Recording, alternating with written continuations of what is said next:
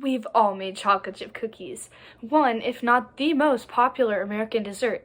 But you probably have never heard about the science behind making this delicious treat. Well, today I'm going to teach you.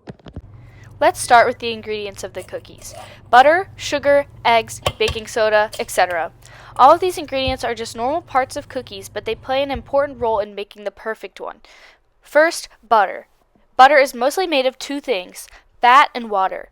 As the water in the butter evaporates, it causes the butter to melt and the cookie begins to spread. In order to stop the cookie from becoming paper thin, the egg steps in and its proteins hold the cookie together. This is because when the proteins are exposed to heat, they bond together to form the cookie shape. When the cookie reaches 100 degrees Celsius, the water in the cookie evaporates and the steam pushes the cookie upwards. This leaves air bubbles in the cookie to help it become fluffy and soft.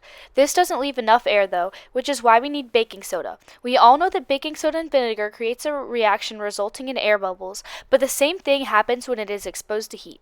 When baked with the cookie, it also helps to increase the fluffiness. Now that we know what all the ingredients do, it's time to learn about the interesting stuff.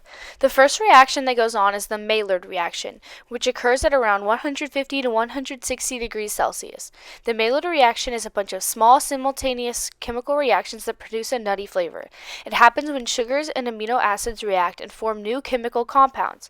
It makes foods more appealing to humans because it tells the brain that the food is nutritious and not harmful through the flavorful smells that are produced. As you can see from my drawing, the sugar and amino acids bond together to form the delicious flavor and color that you see in a chocolate chip cookie.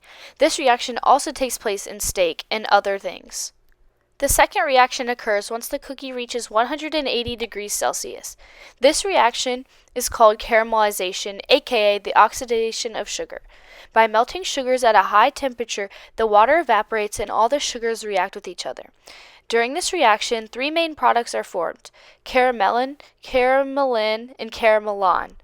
Basically, it makes the cookies have an even more delicious flavor. This, combined with the Maillard reaction, produces the delicious cookie flavor that we all know. These reactions help show bonding, chemical equations, and thermochemistry. I hope you enjoyed learning how chemistry can relate to your everyday life in something as simple as making cookies. That's it for now. I'll see you next time. Bye!